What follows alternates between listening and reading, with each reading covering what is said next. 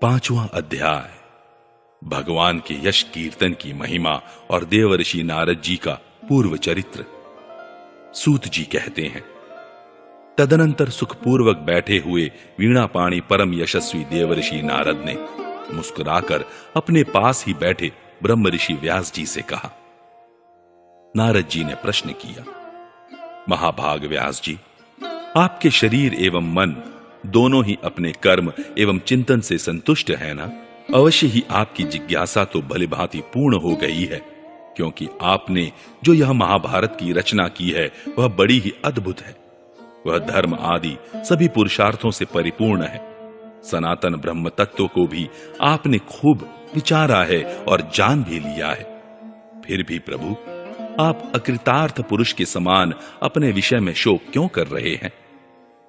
व्यास जी ने कहा, आपने मेरे विषय में जो कुछ कहा है वह सब ठीक ही है। वैसा होने पर भी मेरा हृदय संतुष्ट नहीं है।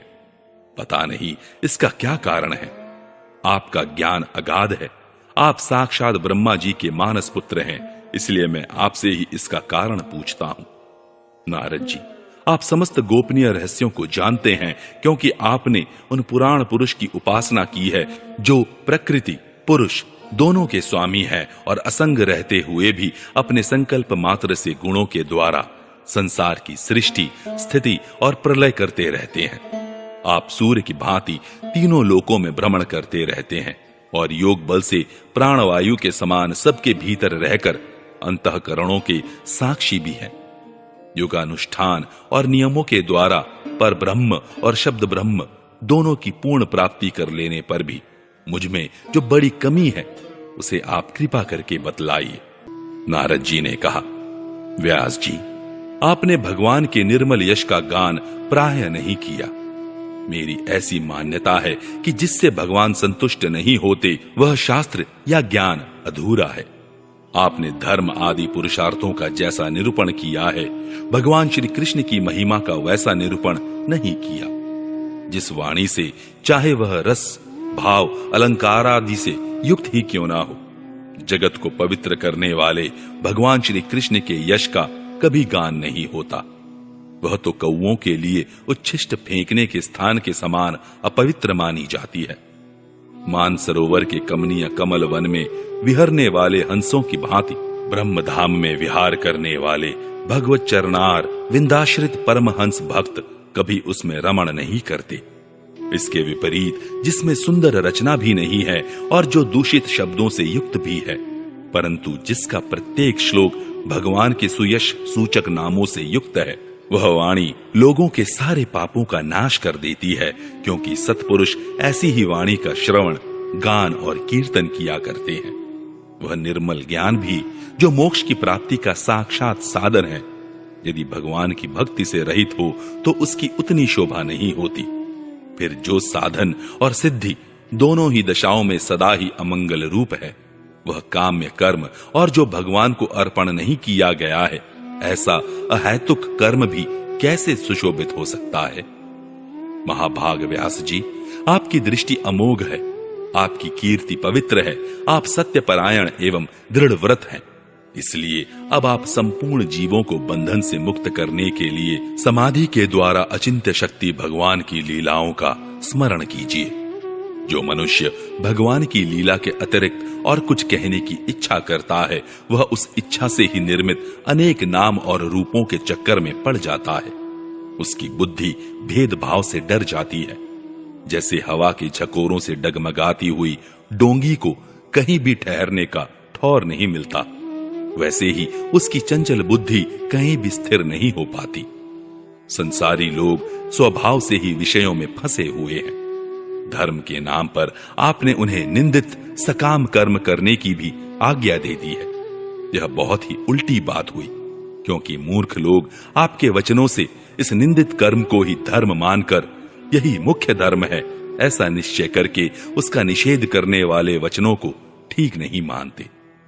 भगवान अनंत है। कोई विचारवान ज्ञानी पुरुष ही संसार की ओर से निवृत्त होकर उनके स्वरूप भूत परमानंद का अनुभव कर सकता है। अतः जो लोग पारमार्थिक बुद्धि से रहित हैं और गुणों के द्वारा नचाए जा रहे हैं, उनके कल्याण के लिए ही आप भगवान की लीलाओं का सर्वसाधारण के हित की दृष्टि से वर्णन कीजिए। जो मनुष्य अपने धर्म का परित्याग करके भगवान के चरण कमलों का भजन सेवन करता है, भजन परिपक्व हो जाने पर तो बात ही क्या है। यदि इससे पूर्व ही उसका भजन छूट जाए तो क्या कहीं भी उसका कोई अमंगल हो सकता है। परंतु जो भगवान का भजन नहीं करते और केवल स्वधर्म का पालन करते हैं, उन्हें कौन सा लाभ मिलता है। बुद्धिमान मनुष्य को चाहिए कि वह उसी वस्तु की प्राप्ति के लिए प्रयत्न करे जो तिनके से लेकर ब्रह्मा पर्यंत समस्त ऊंची नीची योनियों में कर्मों के फल स्वरूप आने जाने पर भी स्वयं प्राप्त नहीं होती। संसार के विषय सुख तो जैसे बिना चेष्टा के दुख मिलते हैं, वैसे ही कर्म के फल रूप में अचिंत्य गति समय के फेर से सबको सर्वत्र स्वभाव से ही मिल जाते हैं। व्यास जी, जो भगवान श्री कृष्ण के चरणारविंद का सेवक है, वह भजन न करने वाले कर्मी मनुष्यों के समान दैवात कभी बुरा भाव हो जाने पर भी जन्म मृत्युमय संसार में नहीं आता। वह भगवान के चरण कमलों के आलिंगन का स्मरण करके फिर उसे छोड़ना नहीं चाहता। उसे रस का चस्का जो लग चुका है, जिनसे जगत की उत्पत्ति, स्थिति और प्रलय होते हैं, वे भगवान ही इस विश्व के रूप में भी हैं। ऐसा होने पर भी वे इससे विलक्षण हैं। इस बात को तो आप स्वयं जानते हैं, तथापि मैंने आपको संकेत मात्र कर दिया है। व्यास जी, आपकी दृष्टि अमोघ है। आप इस बात को जानिए कि आप पुरुषोत्तम भगवान के कला अवतार हैं। आपने अजन्मा होकर भी जगत के कल्याण के लिए जन्म ग्रहण किया है, इसलिए आप विशेष रूप से भगवान की लीलाओं का कीर्तन कीजिए। विद्वानों ने इस बात का निरूपण किया है कि मनुष्य की तपस्या, वेदाध्ययन, यज्ञानुष्ठान, स्वाध्याय, ज्ञान और दान का एकमात्र प्रयोजन यही है कि पुण्य कीर्ति श्री कृष्ण के गुणों और लीलाओं का वर्णन किया जाए। मुने, पिछले कल्प में अपने पूर्व जीवन में मैं वेदवादी ब्राह्मणों की एक दासी का लड़का था। वे योगी वर्षा ऋतु में एक स्थान पर चातुर्मास्य कर रहे थे। बचपन में ही मैं उनकी सेवा में नियुक्त कर दिया गया था। मैं यद्यपि बालक था, फिर भी किसी प्रकार की चंचलता नहीं करता था। जितेंद्रिय था, खेल कूद से दूर रहता था और आज्ञानुसार उनकी सेवा करता था। मैं बोलता भी बहुत कम था। मेरे इस शील स्वभाव को देखकर समदर्शी मुनियों ने मुझ सेवक पर अत्यंत अनुग्रह किया। उनकी अनुमति प्राप्त करके बर्तनों में लगा हुआ जूठन मैं एक बार खा लिया करता था।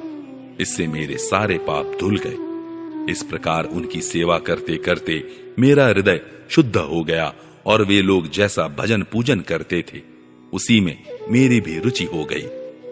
प्यारे व्यास जी, उस सत्संग में उन लीला गान परायण महात्माओं के अनुग्रह से मैं प्रतिदिन श्री कृष्ण की मनोहर कथाएं सुना करता। श्रद्धा पूर्वक एक एक पद श्रवण करते करते प्रिय कीर्ति भगवान से मेरी रुचि हो गई। महामुने, जब भगवान में मेरी रुचि हो गई, तब उन मनोहर कीर्ति प्रभु में मेरी बुद्धि भी निश्चल हो गई। उस बुद्धि से मैं इस संपूर्ण सत और असत रूप जगत को अपने पर ब्रह्म स्वरूप आत्मा में माया से कल्पित देखने लगा। इस प्रकार शरद और वर्षा, इन दो ऋतुओं में तीनों समय उन महात्मा मुनियों ने श्री हरि के निर्मल यश का संकीर्तन किया और मैं प्रेम से प्रत्येक बात सुनता रहा। अब चित्त के रजोगुण और तमोगुण को नाश करने वाली भक्ति का मेरे हृदय में प्रादुर्भाव हो गया। मैं उनका बड़ा ही अनुरागी था, विनयी था। उन लोगों की सेवा से मेरे पाप नष्ट हो चुके थे। मेरे हृदय में श्रद्धा थी, इंद्रियों में संयम था एवं शरीर, वाणी और मन से मैं उनका आज्ञाकारी था। उन दीन वत्सल महात्माओं ने जाते समय कृपा करके मुझे उस गुह्यत्म ज्ञान का उपदेश किया, जिसका उपदेश स्वयं भगवान ने अपने श्रीमुख से किया है। उस उपदेश से ही जगत के निर्माता भगवान श्री कृष्ण की माया के प्रभाव को मैं जान सका, जिसके जान लेने पर उनके परम पद की प्राप्ति हो जाती है। सत्य संकल्प व्यास जी, पुरुषोत्तम भगवान श्री कृष्ण के प्रति समस्त कर्मों को समर्पित कर देना ही संसार के तीनों तापों की एकमात्र औषधि है। यह बात मैंने आपको बतला दी। प्राणियों को जिस पदार्थ के सेवन से जो रोग हो जाता है, वही पदार्थ चिकित्सा विधि के अनुसार प्रयोग करने पर क्या उस रोग को दूर नहीं करता? इसी प्रकार यद्यपि सभी कर्म मनुष्यों को जन्म मृत्यु रूप संसार के चक्र में डालने वाले हैं, तथापि जब वे भगवान को समर्पित कर दिए जाते हैं तब उनका कर्म पना ही नष्ट हो जाता है। इस लोक में जो शास्त्र विहित कर्म भगवान की प्रसन्नता के लिए किए जाते हैं, उन्हीं से पराभक्ति युक्त ज्ञान की प्राप्ति होती है। उस भगवत अर्थ कर्म के मार्ग में भगवान के आज्ञानुसार आचरण करते हुए लोग बार बार भगवान श्री कृष्ण के गुण और नामों का कीर्तन तथा स्मरण करते हैं। प्रभु, आप भगवान श्री वासुदेव को नमस्कार है, हम आपका ध्यान करते हैं। प्रद्युम्न, अनिरुद्ध और संकर्षण को भी नमस्कार है। इस प्रकार जो पुरुष चतुर्व्यूह रूपी भगवान मूर्तियों के नाम द्वारा प्राकृत मूर्ति रहित अप्राकृत मंत्र मूर्ति भगवान यज्ञ पुरुष का पूजन करता है, उसी का ज्ञान पूर्ण एवं यथार्थ है। ब्राह्मण, जब मैंने भगवान की आज्ञा का इस प्रकार पालन किया तब इस बात को जानकर भगवान श्री कृष्ण ने मुझे आत्मज्ञान, ऐश्वर्य और अपनी भाव रूपा प्रेमा भक्ति का दान किया। व्यास जी, आपका ज्ञान पूर्ण है, आप भगवान की ही कीर्ति का, उनकी प्रेममयी लीला का वर्णन कीजिए। उसी से बड़े बड़े ज्ञानियों की भी जिज्ञासा पूर्ण होती है। जो लोग दुखों के द्वारा बार बार रौंदे जा रहे हैं, उनके दुख की शांति इसी से हो सकती है और कोई उपाय नहीं है।